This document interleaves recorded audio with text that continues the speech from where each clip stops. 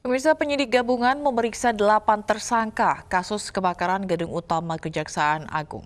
Ya, dari 8 tersangka tersebut, 5 diantaranya adalah tukang yang merenovasi gedung utama Kejaksaan Agung.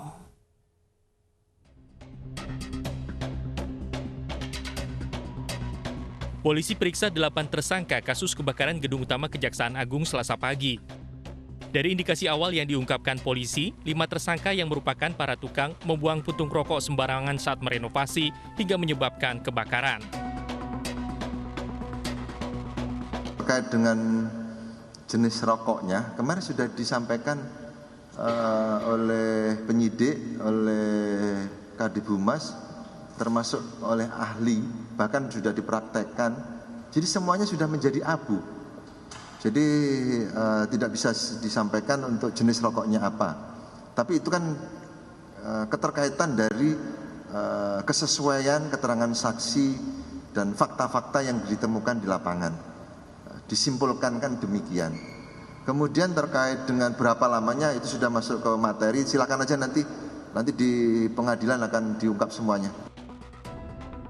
Sementara itu, Koordinator Masyarakat Anti Korupsi Indonesia Boyamin Saiman menyerahkan bukti baru terkait kasus kebakaran gedung utama Kejaksaan Agung kepada Bareskrim Polri. Maki meminta Bareskrim menyelidiki dugaan seorang oknum yang sempat naik ke lantai 4 atau lantai 6 gedung utama sesaat setelah kebakaran untuk mengambil barang yang diduga dokumen. Maki juga meminta polisi segera melakukan rekonstruksi terbuka atas kasus terbakarnya gedung utama Kejaksaan Agung. Dan saya tambahkan juga tadi, perlunya rekonstruksi ini karena ada satu orang yang di luar pengamanan dalam, artinya pihak yang berkepentingan dan dibutuhkan untuk itu, naik ke lantai 4 atau 6 yang itu pada saat peristiwa mulainya kebakaran. Dan orang tersebut kepentingannya bukan untuk memadam kebakaran, tapi untuk mengambil sesuatu yang menurut versi orang itu kira-kira dari informasi yang masuk ke saya, karena kepentingan sesuatu itu ada sesuatu yang mau diambil. Sehingga dari sisi itu ada berikutnya, apakah dia mau sendiri atau ada yang nyuruh, kan itu. Jadi ini ada hal baru memang yang saya berikan kepada penyidik untuk mendalami informasi bahwa ada satu orang yang pada saat mulainya kebakaran malah naik dan akan mengambil sesuatu. Dan ya internal atau eksternal, dua-duanya lah. Saya tidak bisa memahami itu apakah dia orang internal atau eksternal. Karena kondisinya yang memang unik. Kebakaran meluluh lantakan seluruh ruangan di gedung utama Kejaksaan Agung pada 22 Agustus lalu. Kebakaran gedung Kejaksaan Agung berlangsung cukup lama, kurang lebih selama 12 jam. Untuk memadamkannya, 40 mobil pemadam kebakaran dan 200 petugas dikerahkan.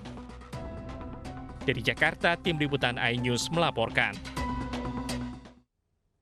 3 petinggi Sunda Empire divonis masing-masing 2 tahun penjara. Ketiganya divonis karena menimbulkan konflik di masyarakat.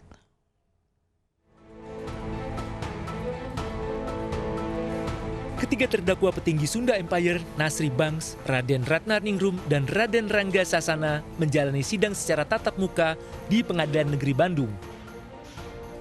Dalam sidang kali ini, ketiga terdakwa menjalani sidang putusan dari majelis hakim. Hakim menilai ketiga terdakwa sudah melanggar pasal 14 ayat 1 tentang penyebaran berita bohong. Selain itu, ketiga terdakwa juga dianggap mencari ketenaran dengan membuat kegaduhan di tengah masyarakat Indonesia. Atas perbuatan ketiga terdakwa, majelis hakim memutuskan untuk menjatuhkan 2 tahun penjara kepada ketiga terdakwa Kerajaan Sunda Empire. Karena dalam dakwaan Mahkamah Sambo, 2 menjatuhkan pidana terhadap para terdakwa tersebut di atas dengan pidana penjara masing-masing selama 2 tahun. Menanggapi vonis tersebut, Rangga Sasana akan pikir-pikir untuk mengajukan banding atas putusan majelis hakim. Dirinya menganggap bahwa Kerajaan Sunda Empire bertujuan untuk misi kemanusiaan. Tidak ada yang ditutupin. Kami buka semuanya bahwa prinsip poin dunia ini harus ditata kembali dan kita memasuki dunia 3. Itu aja poinnya. Berarti para tidak ada penataannya nggak. Siapa yang mau nata? Siapa yang peduli itu nuklir diledakkan? Sementara mereka istri dan anak-anaknya diselamatkan. Ada yang berani melawan 10 itu? Siapa yang berani teriak bahwa hukum undang-undang juga harus ditinjau kembali? Harus kembali ke sana. Sebelumnya 3 nama petinggi Sunda Empire mencuat pada 15 Januari 2020 lalu. Dengan mengklaim bisa menghentikan nuklir serta membawahi negara-negara di seluruh dunia.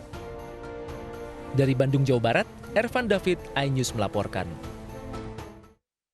Sementara itu, pemirsa, polisi mempersilahkan kuasa hukum Sugi Nur Raharja alias Gus Nur mengajukan penangguhan penahanan dan pra-peradilan.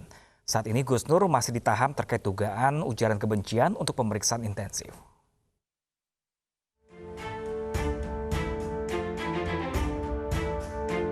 Bareskrim Polri masih memeriksa tersangka pencemaran nama baik dan ujaran kebencian Sugi Nur Raharja alias Gus Nur. Gus Nur diduga menyebarkan ujaran kebencian terhadap Nahdlatul Ulama.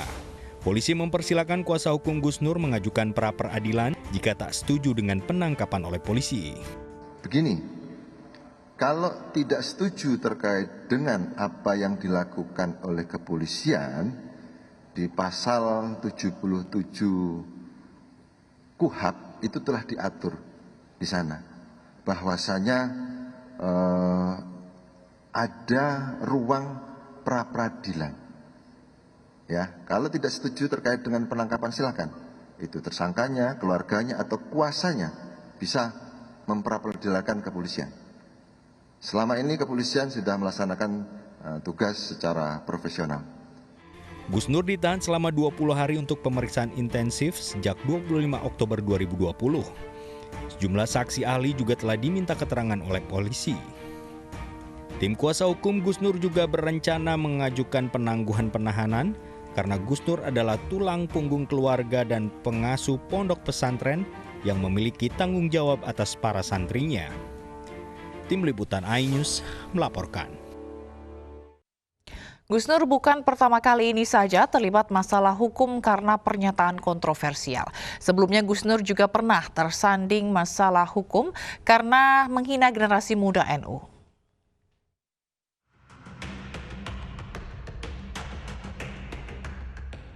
Sugi Nur Raharja alias Gus Nur ditangkap di kediamannya di Kabupaten Malang, Jawa Timur 24 Oktober lalu. Dia ditangkap Bareskrim Polri atas laporan PWNU Cirebon atas dugaan penghinaan dan ujaran kebencian terhadap Nahdlatul Ulama.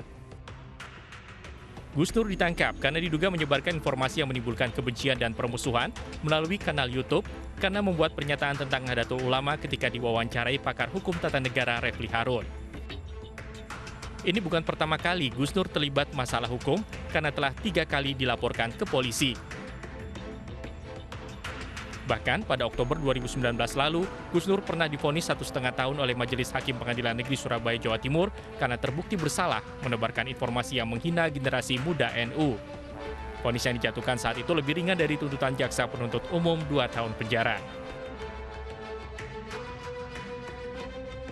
Kasus itu bermula dari unggahan video di media sosial pada 20 Mei 2018. Dalam video, Gus Nur dianggap menghina generasi muda NU, lalu ia dilaporkan Forum Pembela Kader Muda NU ke polisi. Tim Liputan iNews melaporkan. Ya, pemirsa, Bahar bin Smith kembali ditetapkan menjadi tersangka penyidik Polda Jawa Barat. Penetapan tersangka akibat laporan kasus pemukulan kepada seorang supir taksi online 2 tahun yang lalu.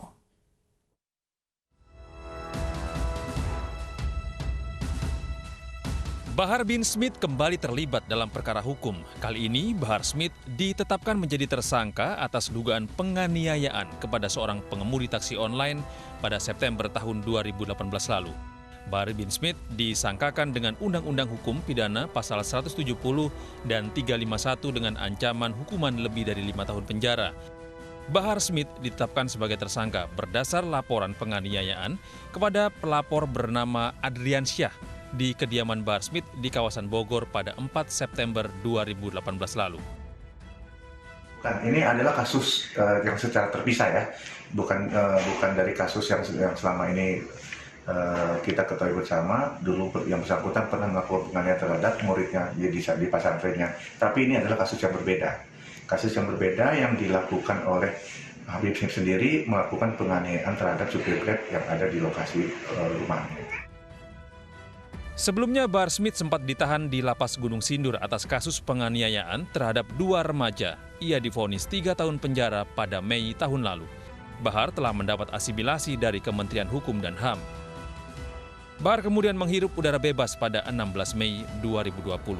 Hanya sempat 3 hari bebas, Bahar kembali dijebloskan ke penjara karena dianggap melanggar protokol kesehatan saat PSBB dengan mengundang kerumunan orang pada acara dakwah.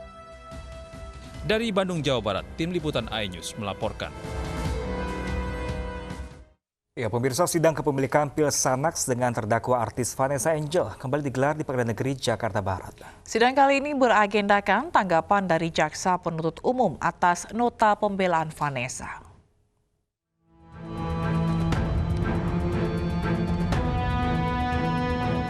Artis Vanessa Angel hadir sebagai terdakwa dalam sidang kepemilikan 50 butir pil Xanax di Pengadilan Negeri Jakarta Barat. Dalam sidang kali ini, jaksa tetap pada pendiriannya menuntut Vanessa Angel atas kepemilikan obat Xanax. Sidang berikutnya akan digelar pada Senin pekan depan dengan agenda jawaban terdakwa atas tanggapan jaksa penuntut umum.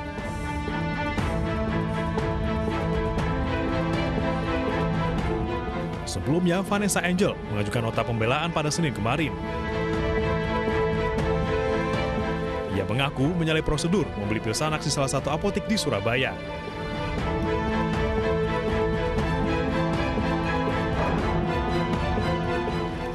Vanessa juga meminta keringanan hukum atas tuntutan 6 bulan penjara agar bisa kembali berkarir di dunia hiburan. Tim iNews melaporkan. Pemerintah Kota Bekasi memberikan izin bioskop di Kota Bekasi untuk beroperasi kembali. Selengkapnya sesaat lagi, tetaplah bersama kami.